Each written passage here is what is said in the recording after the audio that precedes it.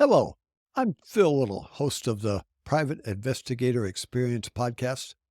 And along with my co host, Wade Little, we talk about the life and times and cases of a private investigator on each of our posts.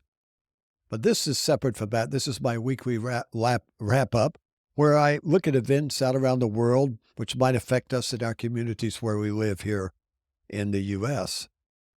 I look at these events as an investigator with a biblical worldview to give some understanding of how and why they occurred. In my past week's report, I talked about the attack on southern Israel, which has dominated the news and affected so many of us emotionally. My first experiences in counterterrorism and intelligence gathering started in Israel, and I have many relationships there. The more I have learned about the barbaric mutilation and killing of over 1,200 Israelis has brought to the forefront how much evil there is in this world. As the war continues with some 250 hostages and so much information being put out by the public about Hamas, we need for the facts to be very important. The second danger we're seeing in the United States and other countries is how deep the brainwashing is in our young people. If they have just gone off the rails, so to speak, and Hamas against Israel in this, I must say, I'm shocked at the response and speechless at times against this outburst from so many of the youths of not only the United States, but the world. And they're obviously very programmed in what they're saying. They're not ideologues. They don't have a deep belief in these issues. They've been taught what to say. They've been told when to stand up and what to say and what the talking language is, and they've been so brainwashed that they follow right along. This deep penetration has been going on for years in our schools. Most of us, including me, have been asleep. If we don't wake up to how this has affected our country and step out and push back against our schools being used as propaganda machines, we will be the next target. One of the false narratives being promoted in the use of the name Palestine and referring that to a Arab homeland was where the name started. Well, let's take a look at that. When was it first being used? My investigation revealed the following. A Roman emperor, the name Hadon, in the 2nd century, decided that he was going to change the name of Israel. He wanted to eradicate them, wipe them from the face of earth. So he changed their name of Israel now to Palestine, using a kind of a take on the name Philistine, which was one of the nations that Israel had been told to destroy when they moved into the Promised Land, which was a promised land given by God to Abraham for his descendants forever. And this was part of that territory. So he just picked that apparently. And so then they started calling that area Palestine. So this is what it's really all about. So when you hear that, you should be thinking this is the nation of Israel as land. As I've mentioned, I look at the world from my biblical worldview. And when you look at a map and see the land that was given to the Jewish nation by God through the Abraham covenant, it was a lot larger than what they have now. Much larger than the 1948 little narrow slit of land down along the ocean there that was given to the Jews as a nation. I know there's people that don't believe in God. That's okay. But it doesn't mean God doesn't exist and he's not in control. I think most observant people realize that as a world, we are heading towards some very difficult times. Well, you might say, Phil, we've had some difficult times. Yes, we have. But these coming will make those look like child's play. God has given us a very good guide to what will happen at the end of the age. We will not know all the details because God doesn't reveal them all, but we can find out enough to make us aware of things to come so we can be watching and prepared.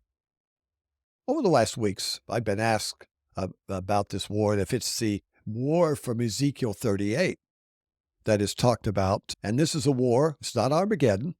We've all heard about that probably either from the Bible or from Hollywood. The Ezekiel 38 war is before that. And it names some of the countries which will be leading that attack on Israel. That is Russia, Iran, Turkey, and some other smaller countries. And it talks about the countries from the north marching into Israel to try to destroy it. So this current situation doesn't fit with that at this time, at least, but we need to pay attention. We've already heard some of the nations from the north, the Russia, Iran, Turkey, meeting together, talking, deciding what they're going to do, threatening Israel if they move into Gaza. And when Ezekiel talks about this war, though, one of the things is that it says no country will be standing with Israel. So now we know with the U.S. there with their warships, and England is there, and other countries are helping. This doesn't fit that narrative yet.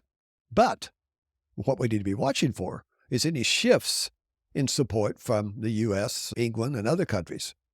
And if they should, for some reason, pull their support and move out of the region with their assets, this could clear the way for Russia and Turkey and Iran to act. So that's something we need to be watching and observe. Now, when that war from the north comes sooner or later, Israel's going to defeat them with God's help. And then out of that will come a peace treaty with Israel and the rest of the world. And that's going to be the start of a time that's known as the tribulation. Now, this gets into a lot of different facts and history. It would take a lot of time to look at it. But if you want to research that yourself, you can find out about the end times, tribulation, and see for yourself what the world says, but the Bible says too. So I encourage you to investigate for yourself. Do what I've done. Put some effort into investigation. Be watchful for what comes out of this situation as it is right now. Well, let's move back to home then. What's some dangers in the U.S. that we can see that's already surfaced, let alone our borders to the south? And a lot of people don't know that in Mexico, there's a large Hezbollah formation group that's been there for years, and other Islamic terrorist groups that have infiltrated people in and through our southern borders like they are now. There's no doubt, and it's known that there are cells and assets in place here in the U.S. that could pull off some very atrocious attacks. We need to wake up. This danger of brainwashing to our young people in our schools, as Ronald Reagan said during his presidency, which I think says it very well, he said that losing our freedom would only take one generation. If our young people's minds, starting young, and through that generation, they were programmed, brainwashed, and corrupted by false information and the history of our country, and that we don't need God to help us, we would lose our freedoms. Our influence and freedom that we have are sometimes a negative when it comes to us having a balanced view of the world and reality around our security. We're soft, complacent. We're caught up in our lives. We want to be successful. We work. And we have taken our eyes off of guiding, training, and teaching our children how to live. We've allowed the schools to take responsibility for filling the minds of our children. And they've done it with humanistic ideas, leaving God out of our children's training. Our children have lost what our history and forerunners sacrificed and what they paid for with their lives and blood and treasure to give us a free nation. The uprising of a young generation supporting evil done against the Jews by Hamas and mouthing that they believe in government control and handouts are better than the freedoms that we have earned by those who fought and died should cause all of us to be alarmed for our future. You know, I have studied and read about past civilizations who promoted their own desire and demise by family and moral decays and sexual perversions within their society. If you want to be alarmed, look for yourself and consider their actions and where we are today in our own decay.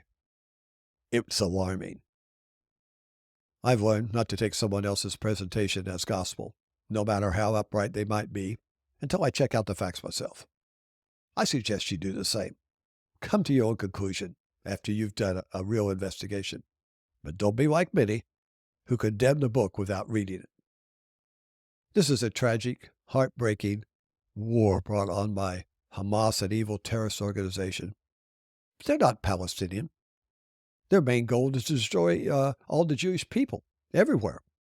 And there are many innocent people in Gaza who are victims of this evil, that have that evil regime of Hamas have killed thousands and thousands of the Gazian people. We need to be praying for them also.